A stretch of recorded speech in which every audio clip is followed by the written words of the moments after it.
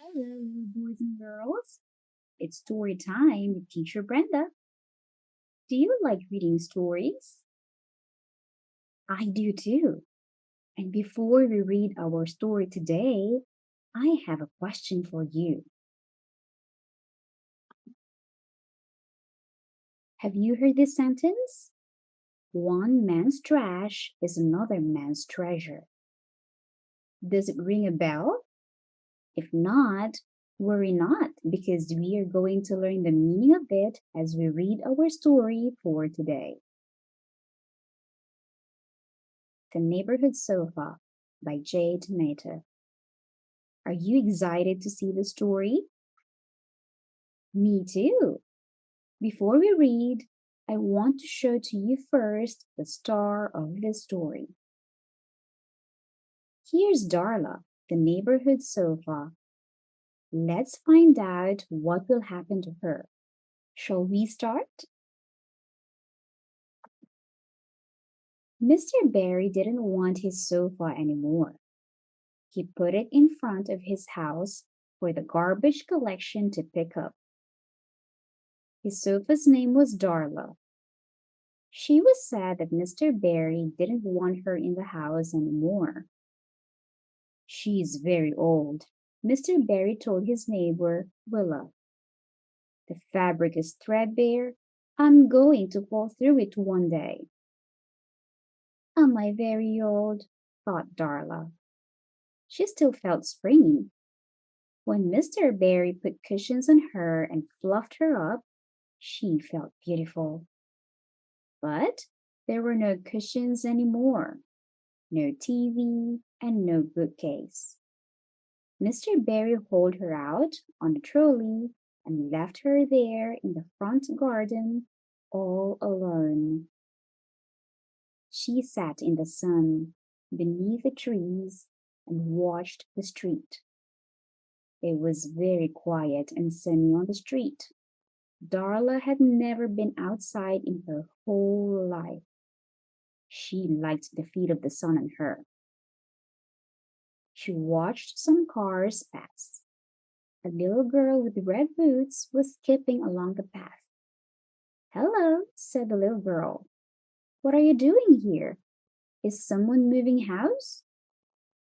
I'm going to the rubbish tip, said Darla sadly. Oh, said the girl. Then she said, perhaps no one will mind then if I sit on you. At first, Darla was alarmed that the little girl might fall through her fabric, as Mr. Barry had said. But she didn't fall through the fabric. She kicked off her red boots and stretched out in the sun.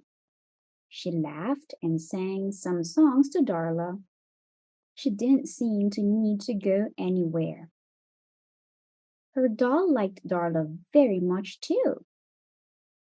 Soon, a boy on a bicycle came past. He stopped when he saw the little girl, the doll, and Darla. A sofa on the street, said the boy. Does it belong to someone? To me, said the little girl. But you can sit on it too. And it looked so comfortable and so relaxing that the boy leaned his bicycle up against a tree and came to sit on it too. It was very nice in the sun. The birds that were hopping from branch to branch soon saw the children looking so comfortable and wanted to investigate. They hopped onto Darla's arm and sang. The children were very quiet and the birds weren't scared. It was very nice to sit on the sofa in the garden. The ladybug that was flitting past hovered when she saw the children and the birds enjoying the sofa in the sun. She landed gently on Darla and walked up the backrest. The flowery pattern on Darla's cover made the ladybug imagine she was on holidays in an exotic jungle. She was happy to have discovered Darla on the street. Next, a family of ants arrived. They knew that chocolates had once been dropped on the armrest, and the sweetest smell of melting sugar tempted them. They had meant to get the chocolate and go, but it was so nice on the sofa in the sun, so they stayed. Mr. Berry came out of his house. "What's going on?" he asked. "Why are you all on my sofa?" The girl and the boy, the birds and the ladybug, and the family of ants all looked up at Mr. Berry. Then Mr. Berry laughed. "Is there a room on that sofa for me?" And that is how Mr. Berry decided to leave Darla the sofa in his front garden. He made her a little plastic raincoat for when it rained and put a little table beside her.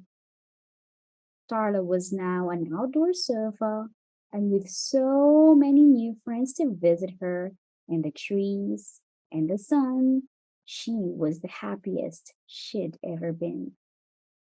That ends our story. It's a great one, isn't it? But why should you read the story? Although Mr. Berry was so wrong to think of getting rid of Darla, he did something great when he decided to keep Darla in his garden.